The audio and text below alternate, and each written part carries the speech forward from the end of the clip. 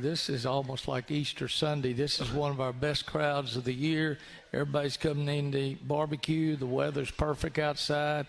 I got my angels out there that are pretending to study over there. Some of them are texting boyfriends and all that type of stuff. But the crowd here, I love you, crowd. It's good to be out. And for all y'all that are thinking about coming, Buzz's show is on right after us. So come on out and get some good barbecue here. Yeah, we'll be here each and every Monday night throughout the remainder of the season, including the week after the SEC tournament. So that'll be our Gary Blair shows as we go along. And Gary, while you were talking just a moment ago, we were watching the LSU and Ole Miss game, and one of your former players has got herself an ESPN gig now in Asia Ellison, and she is helping to broadcast this game with Brenda Van Langen, and we've seen her now in a couple of Monday night games, and it was just a couple of years ago she was playing basketball here. Playing basketball. She was a transfer, backup post player, came from Maryland, and was exactly what our basketball team needed.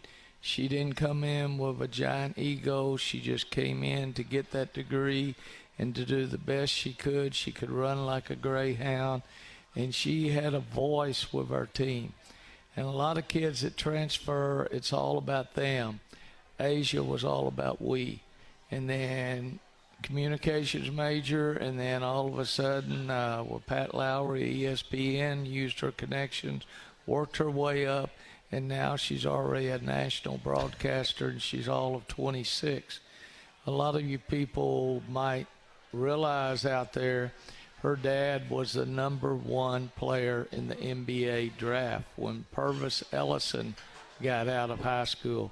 So, and everybody in her family were star athletes. And here she went to Maryland, top 10 team, and came to A&M, a top 10 team. So she knows nothing but excellence, and I'm proud of her. Yeah, no, that's a pretty exceptional career deal, and using those connections. And you know, in this day and age of transfers, everybody transferring for different reasons, for transfer portal. I mean, that's pretty much, you know, gets an evil name at times. And one of the players that you've had transfer in the last couple of years, Destiny Pitts, comes to A&M, and I just think the impact that she has made, I believe it's been life-changing for her, in addition to the impact she's made on Texas A&M. She lights up the room with that smile. When she comes in, even after a bad practice or a bad day at school or whatever, she's always got that smile. She's got the time for our fans. She's got the time for the little kids. And she's got the time to become, in my estimation, the best three-point shooter I've ever coached. And that goes through a couple of years. But she not just shoots them, she hits them under pressure with somebody coming right at them. You know, we won't get into the details of you know, her, why she left Minnesota, but she had essentially been, you know, suspended and whatnot from there. Her and the coach weren't on the same page. And, you know, I think if players transfer, you never know what's going to happen. And why did you think it was going to click with her? Just because the head coach said she didn't want to leave her. She loved the kid.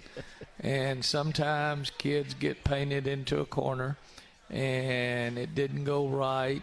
I think her problem was with an assistant coach, not the head coach. And it really hurt Minnesota, where she was all rookie of the year as a freshman, all first team her second year.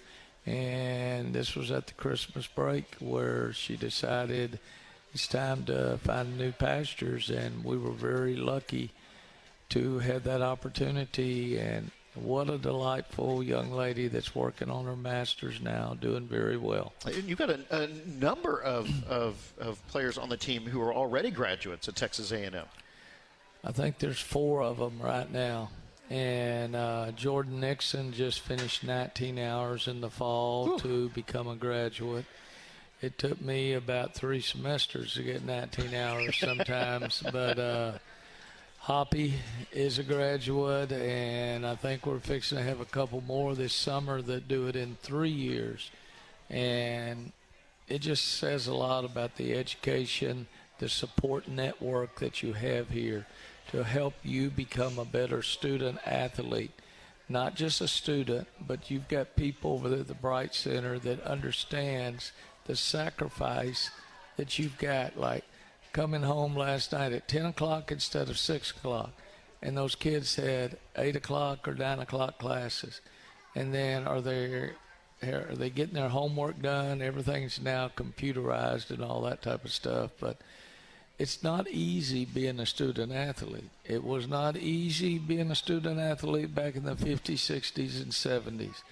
But folks, our kids have paid the price, and they're good representatives of Texas A&M. When you're out recruiting in those living rooms, and it's one thing to recruit the young lady to come to Texas A&M, it's another to recruit the parents, the grandmother, the whoever it is in there to help the decision maker. What role does the academics at Texas A&M play in that?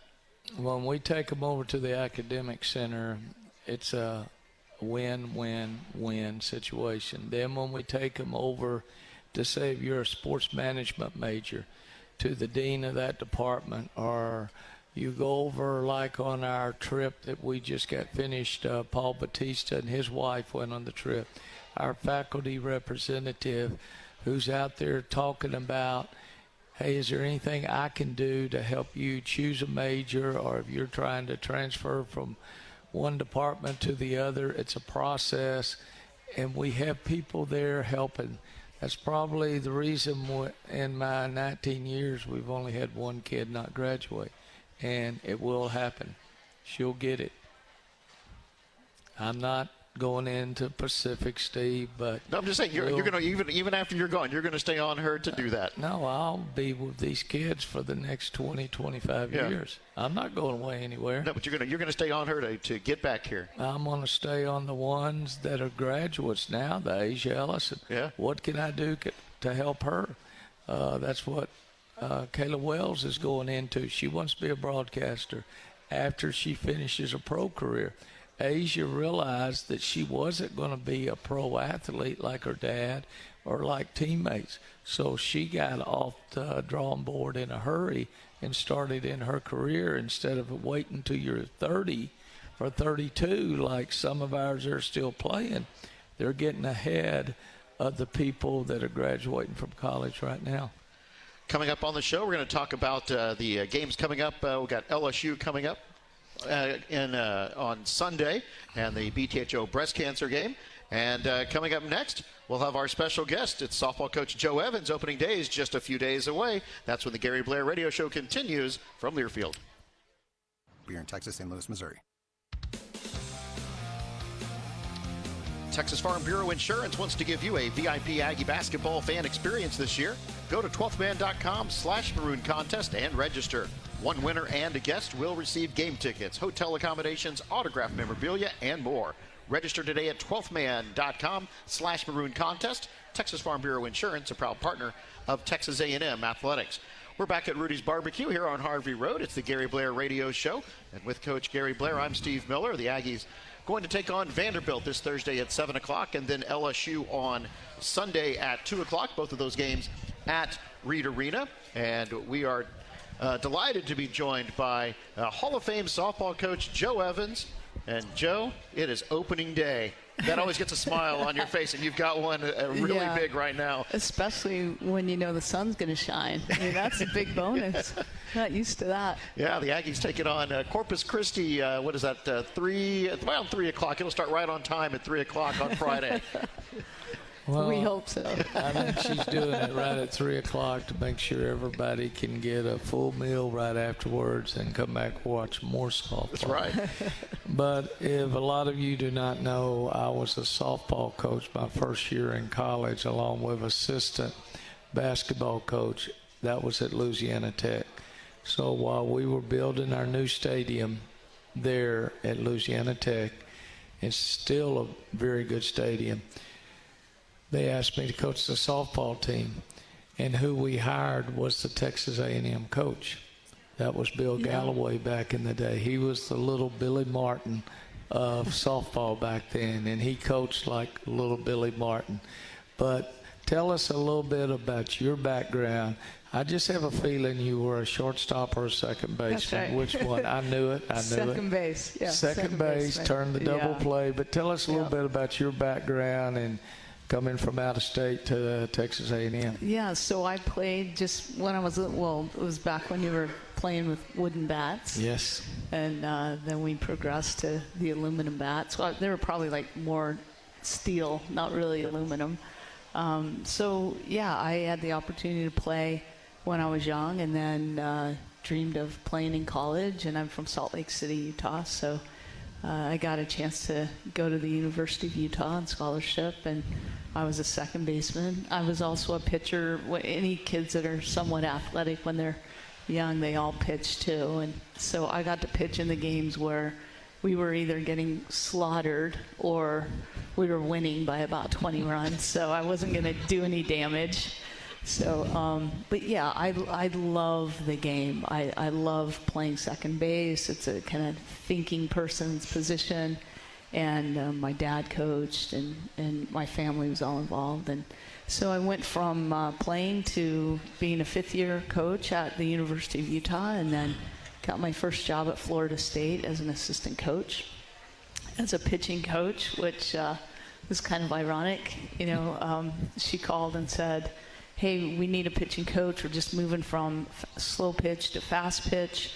This was at Florida State. And so she said, you know, we hear you pitch. And I said, oh, absolutely. You know, I can be the pitching coach. I didn't have a clue what I was doing.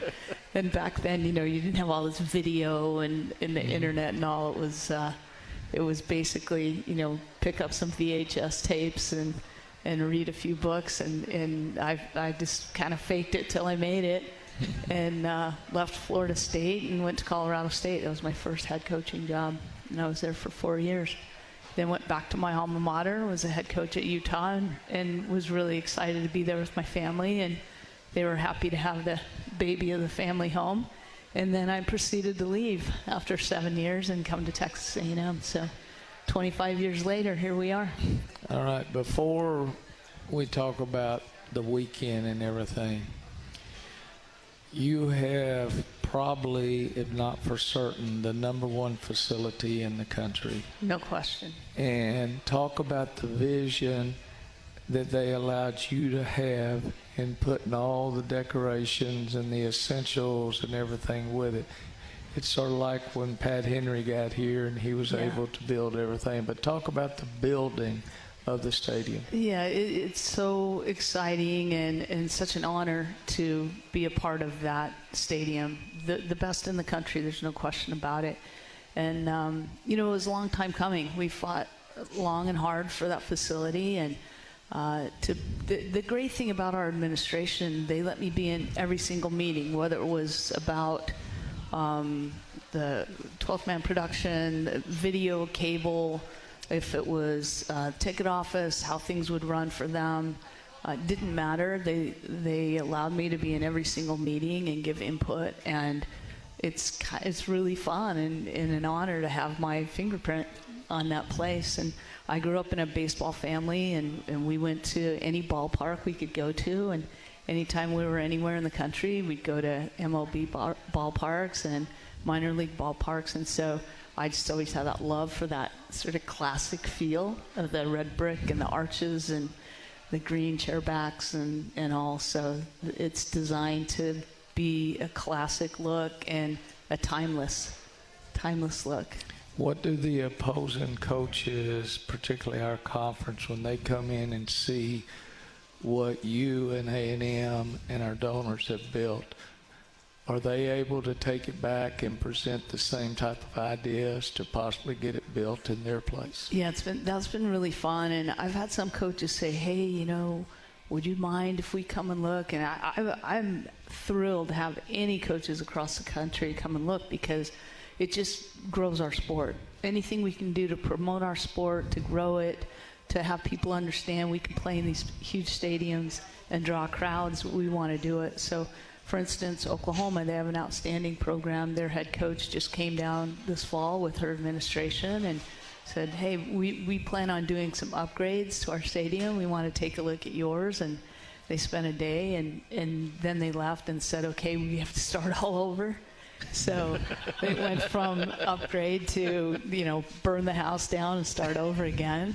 That just says a lot about what our donors have stepped up and done, and our administration backing us, and Board of Regents all the way up the ladder. So it's really been fun to see coaches come in and take a look and then get that vision. You and I both share the same beat writer, Robert Cessna. Yeah. And he just got finished doing it. And, of course, he's the main writer for the football team and everything. But I used to sit up there in that old stadium with him, up there with the wind blowing in up there, because we didn't want to go in that little small press box. And we'd talk about ball. Yeah. And we'd talk about vision, and you had no vision sitting in those stands, and we couldn't find the foul ball or whatever. But it's good that this university and this community, that the newspaper person, that's not an assignment, that's a love for Cessna to cover you and cover us. Tell me about this year's team. Tell me what you have and what we're looking forward to. It's an exciting year for us. I'm really excited about it. We have a really good balance of younger and older players, and this is the first time in a while we've had that, where we've got a senior class that's very, very good. We return Haley Lee, who's an All-American and just set our home run record last year at 25 in a single season.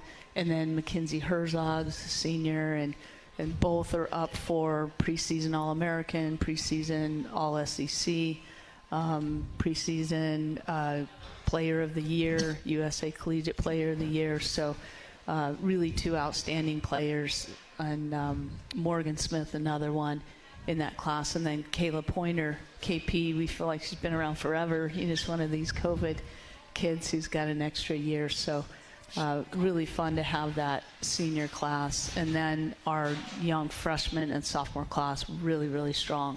So it's fun to have that good combination. Well, that's a great name. When you said Kayla Poynter, I had to wait. Sunday, that's who the best player at LSU we've got to try to defend, but she's a very good guard. Probably would have been a good shortstop too. But look, when you're talking about some of the old ones that used to play here, Megan May, who was a tremendous home run hitter, I used to time it from my office where I could watch over and make sure she always batted 3, to be able to get over and just see her swing. And I thought she was Johnny Bench. And now we've got Haley Lee. And people, when you're in the SEC, whatever sport you're in, you're getting to see future All-Americans, Olympians. And this is something you should not read about or watch on TV, but come in person. All right, the teams this weekend, who we got? We've got A&M Corpus Christi, UT Arlington, and Western Kentucky. So we've got 5 games this weekend, 2 on Friday, 2 on Saturday, and 1 on Sunday. And it's fun when you talk about, Megan May and Haley Lee and these players. That's a fun thing about our sport, is that there's always going to be at least a hitter where nobody wants to miss that at-bat. You want to see, because that kid, one swing is going to change a ball game. And it's fun to have 2 and 3 kids on our team like that. So. Okay, tell us about, we were just talking about Asia Ellison, a former player here that went in broadcast, and she's on one of these games here. LSU and Ole Miss on she's SEC. broadcasting. Tell us about the great Amanda Scarborough and what she's doing now. Yeah, so exciting. So Amanda Scarborough graduated in 2008, was part of 2 of our World Series teams and Big 12 championships. Actually just went to her wedding last month, got to hang out with her and all of her teammates, and that was a blast. She is a lead analyst for the SEC. She does the Women's College World Series. She is one of our very best commentators, announcers, broadcasters. She's a great analyst, very, very poised. She is living her best life and representing Texas A&M exactly the way everyone in this room would want Texas A&M represented. Really fun to see her out there. And she's going to be in the profession for a long, long time. Tori Vidalis is another one. She's with SEC now and works with the network. And so it's fun. They paid their dues, and now they're reaping the rewards. If I'm not mistaken, Tori played in the Olympics. Yeah, Tori was a member of the Mexican national team. I still can't figure out why she wasn't on the USA team because we need to score some runs. But, yeah, she did a phenomenal job, and she's still playing professionally in the summers. I don't know if our administration is listening. I believe in promoting the present, but our future relies in recruiting. When we can start talking about the Amanda Scarboroughs or the Shea Groom in soccer or these former players, these are instant conversation pieces that we can do it. We do not sell some of the ones that are doing it. Now, I'm not talking about John Gilbert over there that did it back in the 50s. I'm talking about the ones that are in ESPN. We've got the best 12th man in the world, and the facilities, we need to have some features on some of the people that could help us in recruiting. Yeah, those big names, those faces, the people that draw, those former players that draw people in. And like I said, the way they represent our university, they're phenomenal human beings as well as great athletes and great professionals. So really, anytime we can bring them in, anytime we can expose them to our fan base, our donors, our recruits, we have to do it. Okay. All right, well, the Aggie softball team gets cranking. That's Friday, 3 o'clock against A&M Corpus Christi, and then there's a 5:30 game against UT Arlington, and then Saturday, 12:30 and 3, and then Sunday, 12:30. And a lot of softball coming at you. When it comes in bunches. Yeah. So we're excited this weekend to get softball going. Joe, thank you so much for joining us. Appreciate it. Thanks a lot. All right, that's our softball coach, Hall of Famer Joe Evans. We're live from Rudy's Barbecue. It's the Gary Blair Radio Show from Learfield.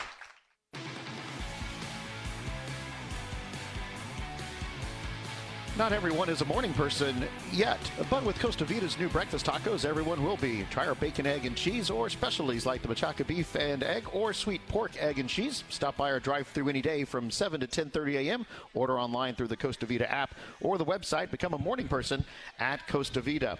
We're back at Rudy's Barbecue. It's the Gary Blair Radio Show with Coach Gary Blair. I'm Steve Miller. The Aggies going to take on Vanderbilt this Thursday night, 7 o'clock. And then on Sunday, it is LSU going to be in town for the BTHO breast cancer game. That game time, 2 o'clock. Both those games here at Reed Arena. We'll talk more about that in just a moment. There is some news out there. ESPN, Gary, is reporting that Dennis Allen, former A&M player, is going to be the new head coach of the New Orleans Saints. Well, they had a good one that was there, and he was one of my favorites. But Dennis used to work here. He's going to be great. He's as much Aggie as anybody, and there's Aggies doing things everywhere. I just watched Mike Evans catch a touchdown and make the best move to put it over the goalpost. All those things that happen, but right now, particularly, it's a very important month because this is Black History Month.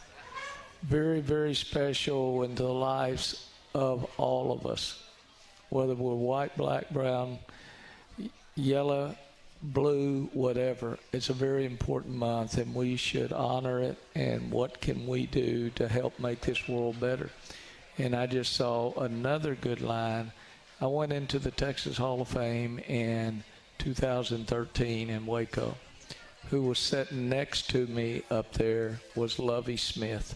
Yeah. He's just getting named as the Houston Texas head coach. Oh, yeah. And out of the 8 head coaches that are being hired, I think all 8 of them are hired now. And he's the only African-American that was selected. A lot of coordinators were inching forward in a lot of different areas, but we still need to do it at the top in a lot of areas, whether we're in the movies, whether we're in business or CEO. We need to find a way to make this world a better place. And Lovie Smith is an excellent football coach. Well, the other ways that we're also making the world a little better this month is the BTHO breast cancer game, Gary, with at LSU here this Sunday. And we've got a plethora of things going on for that game. 2 o'clock is the tip. You can get those special shirts at the men's game tomorrow and at the women's game on Thursday, and of course on Sunday as well. We've got be some posters, some I Stand For posters set up around the concourse for fans to fill out and participate in our halftime moment. Going to have some, we're hoping to get these pink glow sticks in. I think we're going to get them in. And then, of course, some free admission for survivors and those still fighting. That Reach Out in Advance Pink Alliance is helping us with that. Also, discounted admission, $3 if you wear pink. I mean, we're just trying to get you there, get you to help out the support funds going to the Pink Allowance and also for the K-Yao Fund. Is that right? Yes, that's right. And the K-Yao Fund, as we're watching this ball game up here, NC State, that's where K-Yao coached. And Debbie Antonelli, the announcer, graduated and played ball right there. And we were part of the pink game yesterday at Kentucky. And our kids look good wearing their uniform, but wait till you see the uniform that we're going to have on Sunday. It's going to be special. We want people to come out. And for all you grown men out there, you can wear pink and you'll look a whole lot better than that stuff, drab orange or green or whatever. So come on, have something pink on, and be a part of a very special day. Perfect. All right, so we've got all those details on the website, 12thman.com, for more information and to get your tickets. Also, kids can you can bring 4 kids in for free, just buy one full-price GA ticket at the door. And we've got cotton candy for the first 150 kids, Gary. 150 kids and kids court going on outside. Yeah. The weather's supposed to be perfect. And go to church, come to the game. Then you still have time for 9 holes afterwards. It's a perfect weekend. Perfect. All right. That's Gary Blair. I'm Steve Miller. We're live at Rudy's Barbecue. It's the Gary Blair Radio Show from Learfield. This copyrighted broadcast is an exclusive presentation of Learfield under the broadcasting rights granted by Texas A&M University. Reuse of this presentation is prohibited without the express written consent of Texas A&M University and Learfield. Announcers are provided by Learfield and Texas A&M University. We're back at Rudy's Barbecue. It is the Gary Blair Radio Show. Reminder, the Buzz Williams Show comes up at the top of the hour. A&M men taking on LSU tomorrow. Meanwhile, the A&M women taking on Vanderbilt on Thursday, 7 o'clock, and LSU Sunday at 2 o'clock. And the Aggie women coming on into Reed Arena. 2 straight wins. Congratulations. What is the, see, you've got a saying on the front of your, is that your scout packet in front of you? I used to pray for times like this to rhyme like this. So I had to grind like that to shine like this. Meek Mill, don't let up. And that's each day on our scout. That's the scout for Vanderbilt. And that's the only thing we care about right now is trying to get. My lucky number is 4. It always has been. I used to wear it. Usually I'm over 4 by now, but we're just trying to get to 4. That's all we're trying to do. 4, 4. And I love how the football team does it. Going into the 4th quarter, all of y'all stand up and everybody holds up that number 4. That's the only thing we're interested in. And then when we get to 5, we'll play 5 quarters if we have to, like we did at Kentucky. But let's get to 4. Let's get better. And don't start dreaming of other things. That's one of my best friends right there who's being interviewed, Westmore. NC State just won the game. In about May the 5th, when I have my Special Olympic golf tournament, he'll be down here representing, and hopefully Debbie Antonelli will be down as well because she has a Special Olympian as a kid. But Wes has been here the last 3 years. But I can guarantee you one thing in life. I will beat him like a drum on the golf course. I'm not saying about basketball right now because they're number 4 in the country. But I will beat him like a drum. I hope you're listening, Wes. I'm sure I'm sure it's next on his list is to get the archive of this show. Vanderbilt comes in 12-12 overall, 3-7 in the SEC. They have lost 2 straight. Their most recent games, a loss at Georgia and a loss versus Alabama. New head coach there, Shea Ralph. Shea has probably won 8 national championships as a player or as an assistant coach at Connecticut. She knows what winning's all about. This is how you build programs. You give these assistant coaches a chance to run their own program. And she knows what winning is all about. And it's great. She served her time. She's playing very inspired basketball. They're not the tallest team in the league, but they are going to run pattern stuff. They're going to be half court. And they've got about 3 young ladies. If we can slow down 2 of the 3, I think we'll be in good shape. But first we got to figure out how to slow down 2 of those top 3 like we did in the last ball game. Howard got her 19 points, but she had to shoot about 32% to do it. And if you look at the game before that against Arkansas, Ramirez played 40 minutes. That's their leading scorer. But she went 5 for 16. That's good defense. And that's team defense because a lot of people have to rotate over. And the stat sheets do not tell it all. But, hey, we're playing well right now, and we're going to try to continue on Thursday night. But we need you, the 12th man. We need you there. The Gary Blair Victory Tour had another stop yesterday at Kentucky. What was the gift? Because it looked pretty good. Well, I'm not sure what it was. It's a round thing like this. That was a casket lid. A casket. For a barrel, like a barrel. Picture of us winning the national championship, and they tried to draw my face up. It didn't look like it'd go on Mount Rushmore, but it was at least a good try. And all of a sudden, then they gave me, so I guess to go in some cabinet, but it was Woodford Reserve. So I guess they must think I'm an alcoholic or something, because that's the 3rd bottle I've got on this tour. And I hadn't opened them up yet. My kids keep looking at me, what's wrong with you, Coach? Hey, I'm here drinking Rudy's iced tea right now. Unsweet iced tea. So y'all come on out and listen to the next show. Maybe they were trying to get you to bust into that during the game or something for a little advantage? I think we did at halftime because we came out playing pretty well. We almost need to get into that on that plane ride last night. That was something else, too. All right, and so what did we have just a couple of remaining moments here. We're trying to sort out what Mike Neighbors gave you from Arkansas. He dressed in a suit for, I think, about the first time in 4 years. He was all dressed out. He thought of all times Blair dresses up for every game. And what do? I have on a nice sport coat, black cashmere sport coat, but I had blue jeans on. And I had ostrich cowboy boots on. So I thought I'd change the luck. When you lose a couple, you got to change. And here he comes out and says, what gives? Here I'm all decked out. And here you are. But we won the game, and it worked that time. All right, Gary, thank you so much. Congratulations. The Aggies 2-0 this last week. All right, our thanks to our guest, Joe Evans, our engineers, Kevin Minchow and Tony O'Neill back in Jefferson City. The Buzz Williams Show is next. For Coach Gary Blair, I'm Steve Miller. Have a great night, everybody. This has been the Gary Blair Radio Show from Learfield.